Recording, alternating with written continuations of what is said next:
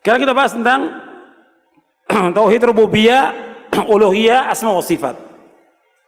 Tentunya sekedarnya enggak rinci ya, supaya antum juga paham. Di sini tentang tauhid rububiyah, antum perhatikan halaman 146.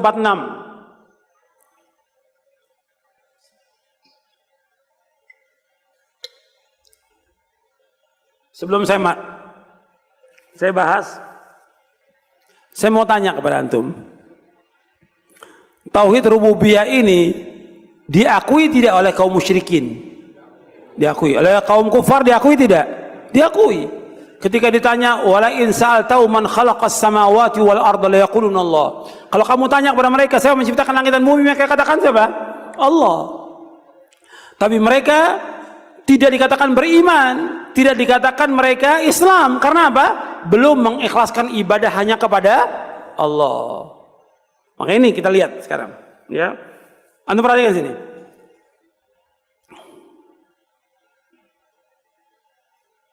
Tauhid rububiyah berarti mentauhidkan segala apa yang dilakukan Allah.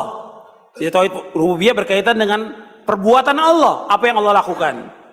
Baik mencipta, memberi rezeki, menghidupkan, mematikan, mengimani bahwa Allah itu raja, penguasa, Allah mengatur alam semesta. Perhatikan ini. Tauhid rububiyah berarti mentauhidkan apa yang dilakukan oleh Allah, mencipta, memberi rezeki, menghidupkan, mematikan, Allah sebagai penguasa, Allah yang memiliki langit dan bumi, Allah yang mengatur alam semesta, dan yang lainnya. Ini orang musyrik mengakui. Mesti kita lebih dari mereka. Kita orang Islam. Tolong perhatikan. Semuanya tolong perhatikan, lihat bukunya, ya. Di sini disebutkan Allah mencipta. Berarti semua yang ada di langit dan bumi yang menciptakan siapa? Allah. Allahu khaliqu kulli syai'. Allah khaliqu kulli syai' wa huwa ala kulli syai' wakil. Allah yang menciptakan segala sesuatu. Maka Allah yang memelihara segala sesuatu. Allah yang menciptakan. Iblis, Allah yang menciptakan. Orang kafir, Allah yang menciptakan. Seluruh binatang Allah yang menciptakan, termasuk babi, Allah yang menciptakan semua. Kemudian ada manusia yang sempurna, ada yang cacat. Siapa yang menciptakan? Allah semuanya. Ada rupanya baik, ada rupanya jelek. Allah yang menciptakan. Ada yang tinggi, ada yang pendek. Ada yang gemuk, ada yang Allah yang menciptakan semuanya. Boleh nggak kita celak? Nggak boleh. Perhatikan ya, nggak boleh kita celak. Allah yang menciptakan semuanya. Sekarang panas, dingin, hujan, yang menciptakan siapa? Allah. Nggak boleh kita celak. Caci maki panas nggak boleh. Caci maki angin nggak boleh. Ini merusak tauhid. Merusak tauhid. Karena angin yang perintahkan dia berhembus siapa? Allah. Ketika kita mencela angin, mencela Allah SWT. Perhatikan ini, ya. Ini tentang masih rububiyah ini. Ini harus dipahami. Allah sebagai mencipta. Makanya ketika ada seorang sahabat yang datang kepada Nabi SAW, kakinya cacat dia. Kemudian kainnya melewati mata kaki. Ini laki-laki melewati, nggak boleh melewati mata kaki. Nabi tegur sahabat ini, kamu angkat kain kamu. Celana itu nggak boleh lebih dari mata kaki, nggak boleh, harus di atas mata kaki. Kata orang ini, ya Rasulullah, saya cacat. Saya ingin menutupi cacat saya. Apa kata Nabi? Inna kulla khalqillahi hasan. Subhanallah.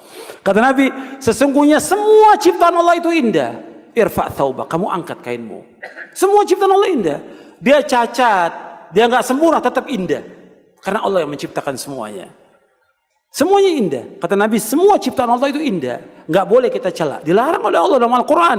Dilarang oleh Rasulullah Sallallahu Alaihi Wasallam. Ini tauhid rububiyah yang harus kita imani. Tapi banyak orang yang melanggar ini. Banyak yang melanggar.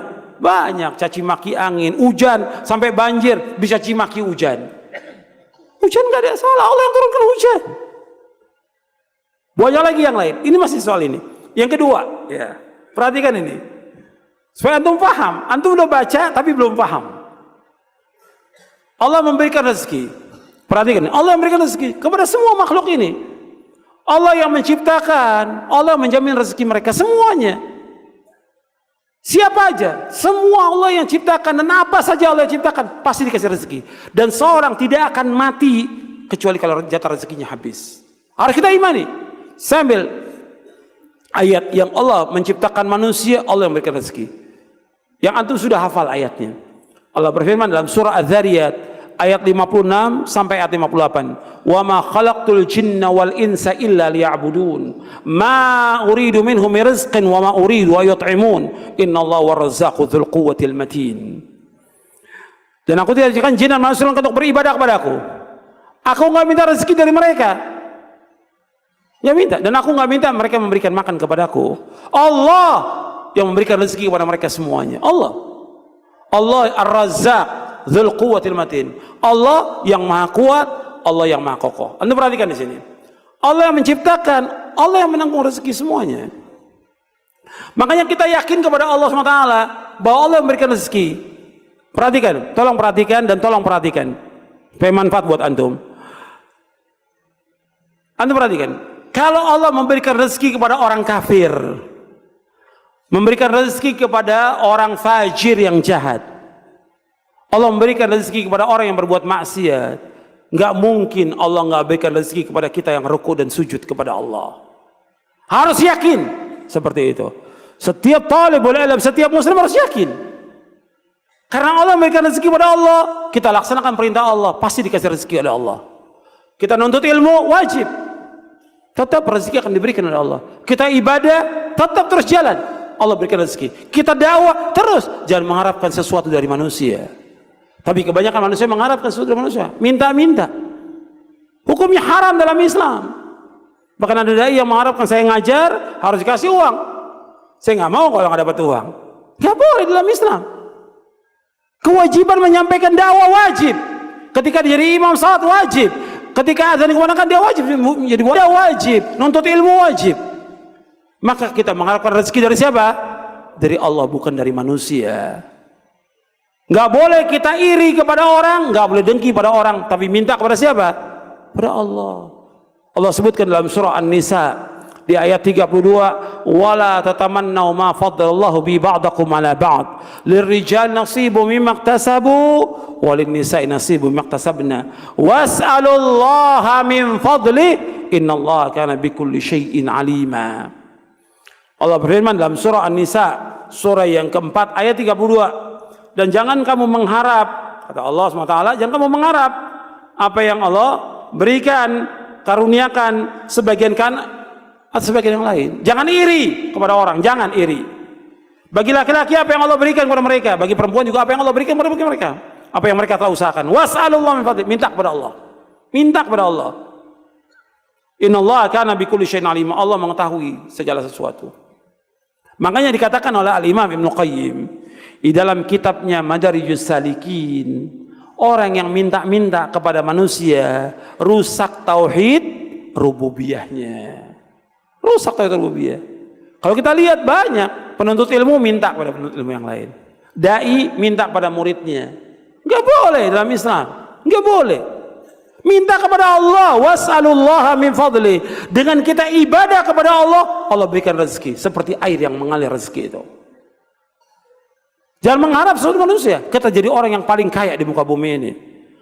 Tapi kebanyakan orang nggak paham. Katanya mengajarkan tauhid, kitabut tauhid.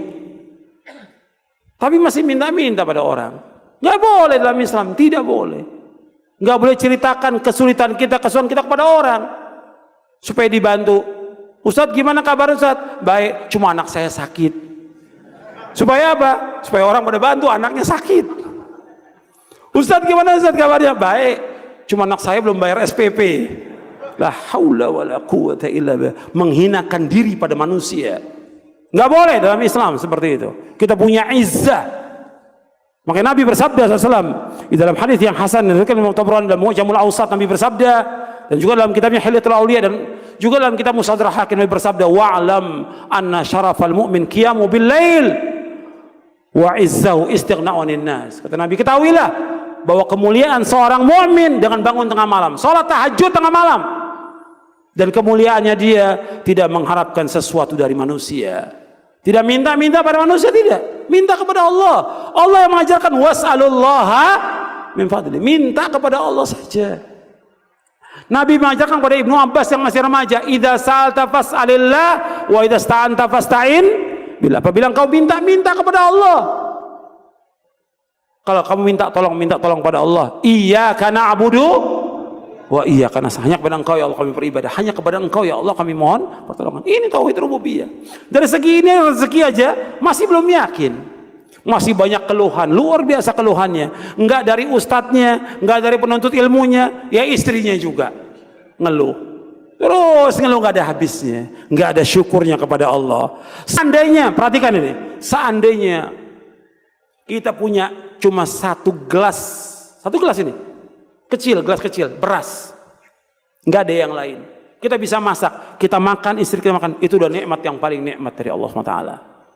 Seandainya kita nggak punya apa-apa, itu sudah cukup Allah berikan rezeki kepada kita. Meskipun nggak ada lauk, tapi cukup. Banyak orang yang lebih susah daripada kita. Maka Nabi suruh melihat kepada siapa?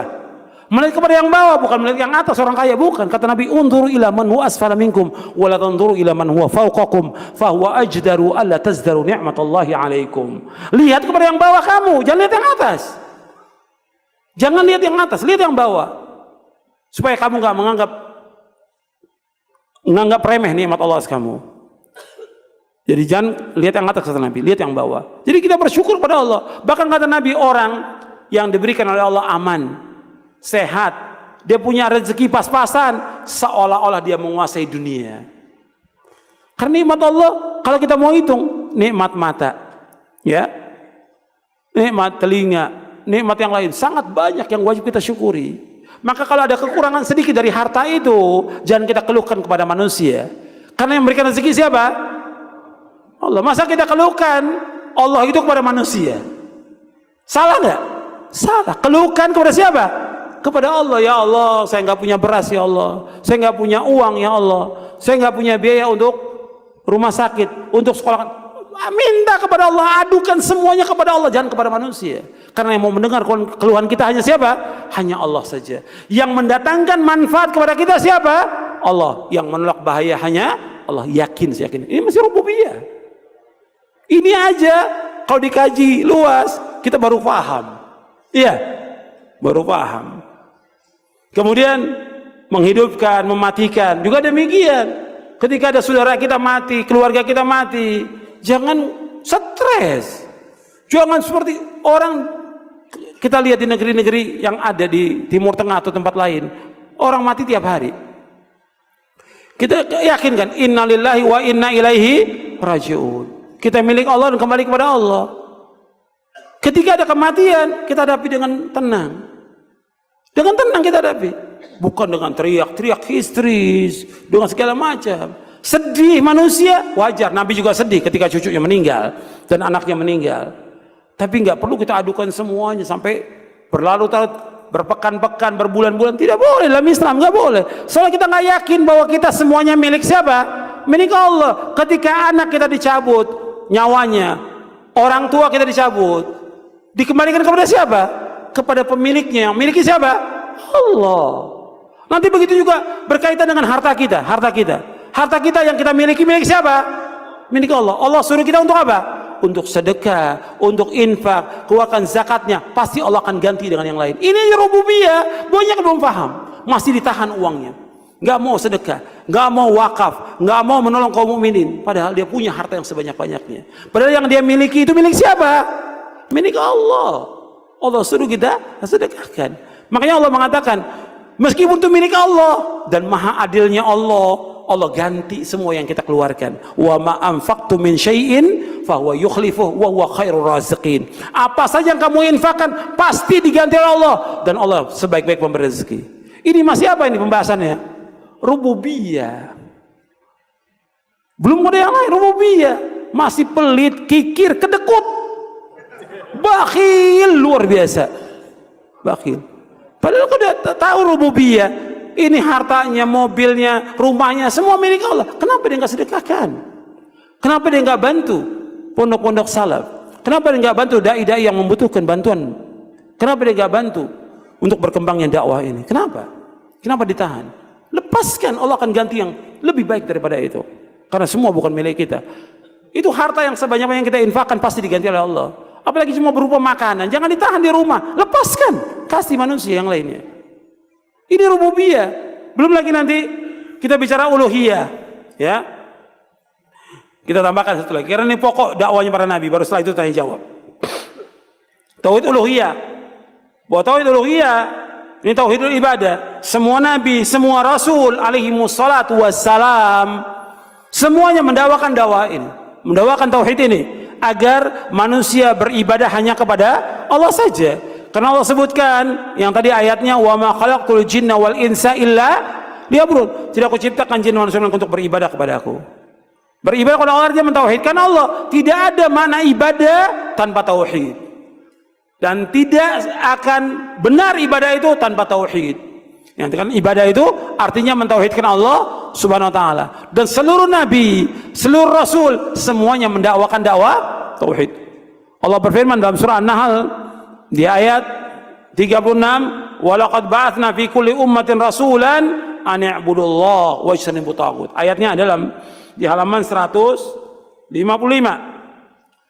Surah An-Nahl ayat 36, dan sungguh kami tahu pada setiap umat seorang rasul, setiap rasul dakwanya yang akan beribadah kepada Allah dan jauhkan taghut. Jauhkan taghut. Taghut artinya semua yang disembah selain Allah. Jadi di sini kita wajib menunjukkan ibadah kepada Allah. Antum lihat di sini.